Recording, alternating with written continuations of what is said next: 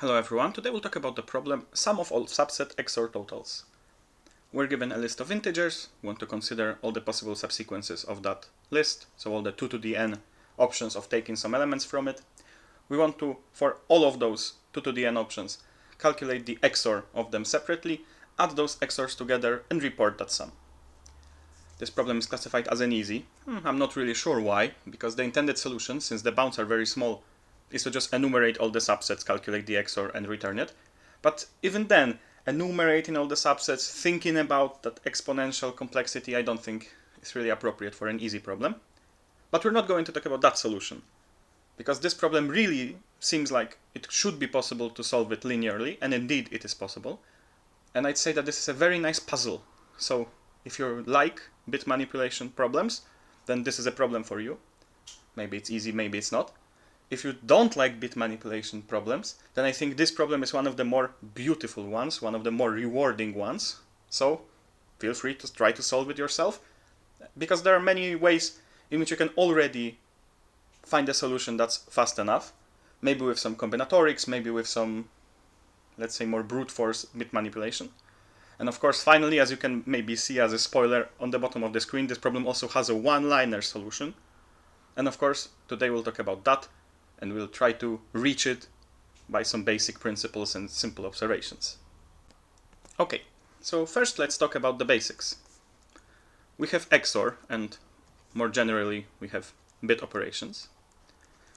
And when thinking about bit operations, it's often useful to think about them as independent. So essentially for every position, we want to think about the value of our answer at that position separately from all the others. Because when it comes to just bitwise operations such as XOR, this is indeed correct, and that makes it much easier, because then the numbers are not whatever we want them to be. The numbers are just binary. Either the number at a given position in our array has that bit set or doesn't have that bit set. So that's much easier, and then we can just calculate it for all the bits and get the result that way. And now when looking at XOR on a single bit, then when we XOR some numbers together, then the XOR of those numbers is exactly whether the number of ones on that position is odd. So for 0, 2, 4, and so on, the XOR is 0, right? So on gives us 0, and 1, 3, and so on gives us 1. So that's extremely simple. So that is the first thing we want to keep in mind when we see XOR. And then the second thing is we see subsets.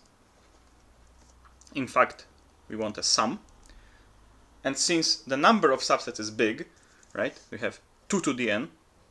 You know why, right? We have n elements. For each element we can choose in one of two ways whether we include it or not.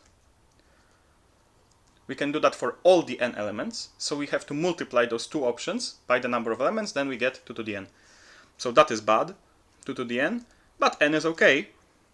And when we see problems that want us to sum or calculate something and aggregate it over all the subsets, then it's very nice if we can in some way get the contribution of every element. Because every element appears in many, many subsets, but there is some regularity to how it influences the answer when you add it to a given subset. So this is what we want to think about when you see aggregation over subsets. Now, if you haven't solved this problem, you can look at those two ideas or observations or perspectives and try to come up with a solution. Maybe even get to the one-liner solution, right? So think about all the 2 to the n subsets. Think about every position, so every bit, and calculate how many times the appropriate power of 2 has to be added to the result. Well, it has to be added to the result in the exact number of ways in which we can select a subset of our original list. So of those 2 to the n, we want to calculate the number of those that have exactly an odd number of numbers that have that bit set.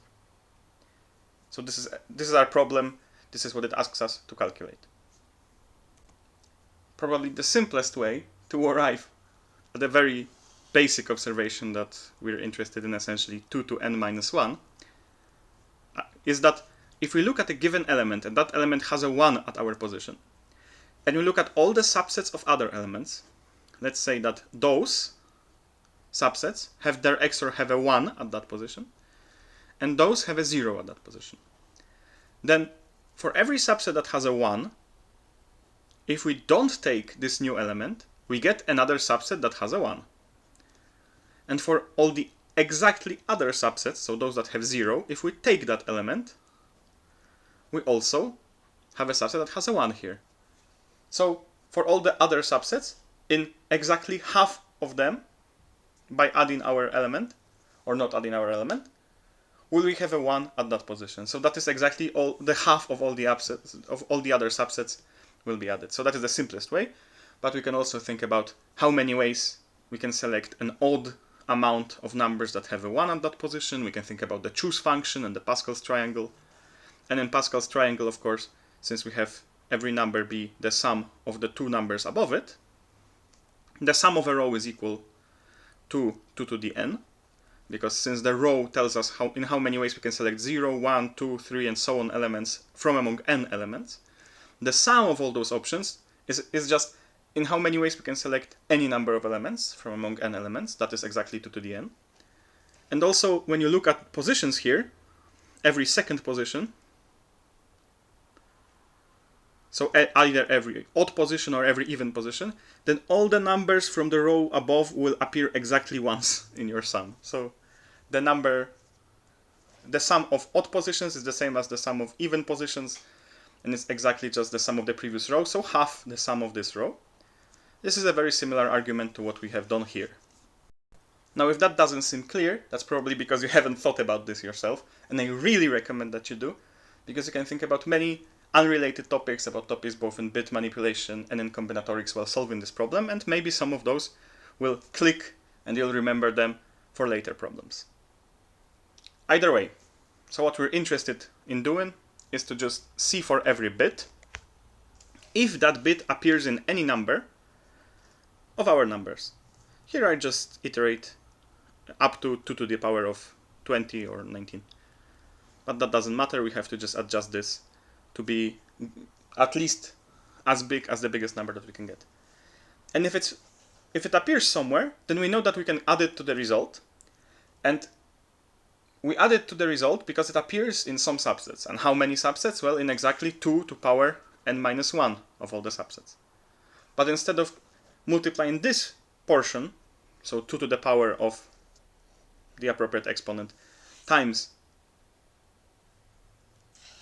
so this is the position of the bit, times the number of subsets, we can just multiply it by the number of subsets at the end. So that is what we're going to do. And of course we do that for all the positions. And if we do that, then we can notice that essentially what we're doing is multiplying 2 to the power of n minus 1, so the number of subsets that will have the bit set in their XOR, for every bit, for every position that appears in some number in all of our numbers. And now how can we calculate all the positions that appear in at least one number of all our numbers? Well, that is just the bitwise OR. So we can just calculate the OR of the whole list, multiply it by 2 to the power of n minus 1, so just shift it bitwise to the left by n minus 1, and this is exactly our result. So I could maybe go more in depth about the solutions here, but this is really quite simple, quite beautiful, and I encourage you to make sure that you understand it, to write it down yourself, find the way that speaks to you the most, because this is really a beautiful problem, and I think that if you have troubles with problems like that, then this is, I think, a very nice learning opportunity, and I wouldn't waste it if I were you.